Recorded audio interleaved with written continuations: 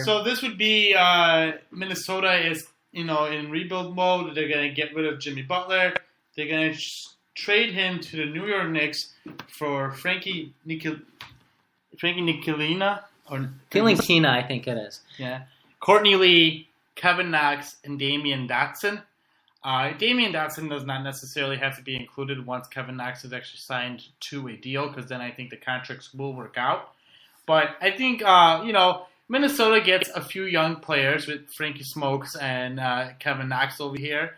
And, New York gets Jimmy Butler, and this is basically like, okay, we're going to have the cap space now. I mean, they're going to have to make a move. They'd have to trade Tim Hardaway Jr. to be able to afford Kyrie Irving next year. But I think this move does make it capable for them to be able to sign Kyrie Irving and Jimmy Butler next year and pair them with Kristaps Porzingis. Yeah, so I'm not sure how I do feel about this trade for the Knicks because of the fact that they're not getting rid of one of Hardaway or Joakim Noah's contract. Now, granted, you could stretch Noah's contract next year, but you'd still have about $6 million of his contract on the books.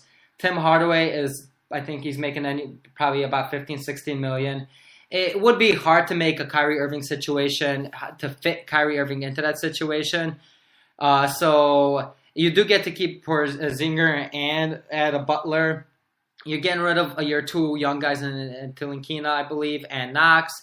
But, I mean, it's worth taking that gamble if you could keep Jimmy Butler there. You do get to keep your future picks. So, yeah, I think for Minnesota, I do like it. They get Courtney Lee, who's a nice 3-and-D guy. A couple of young guys, a couple young, nice players. Tilintina fits the bit away because of the fact that he plays defense. Kevin Knox is a nice young prospect. So I think it's a trade worth it for Minnesota. For New York, if you could figure out a way to potentially fit Kyrie Irving next year, you do it. But I'm not sure how. It'd be hard to make it work because Noah's contract and Hardaway's contracts are going to be hard to trade. Yeah, you'd probably have to include one of your picks.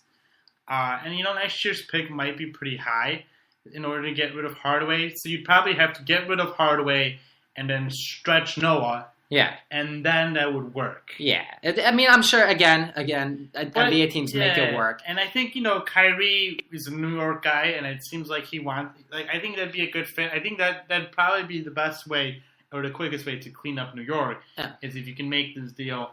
You only do it if you really think you have a chance at getting Kyrie. Yeah, and if you could make it work, and I think at this point, I mean, you're not gonna know, but he's expressed his desire to play there, and adding a Jimmy Butler alongside without getting rid of Zinger, I think it'd be hard for him to say no, not to come over here. But that situation in Boston is fantastic as well. So it'd really be a 2-team race between Boston and New York, I believe. Again, it's hard to see players leaving their teams. We've seen Paul George not leave Oklahoma City after everyone thought he would leave Oklahoma City, and just leaving that money on the table would be difficult to see, but it's a risk worth taking, especially even if you don't get Kyrie Irving, you still get another all-star in Jimmy Butler who's in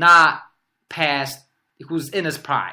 So pair him alongside a Zinger would be nice, and who knows, if you don't get Kyrie Irving, there are other consolation prizes out there.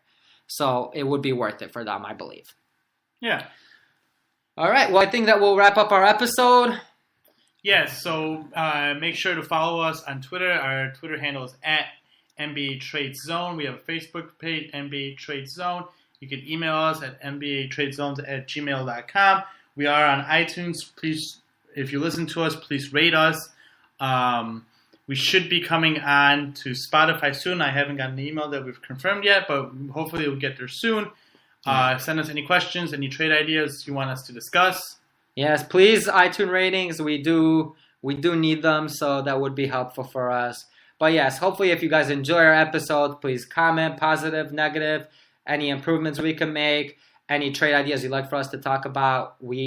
Hopefully we will be getting to some historical trades soon, really come up with fun and creative ways to discuss them. So hopefully you guys enjoyed our episode, and thank you for listening. Thank you.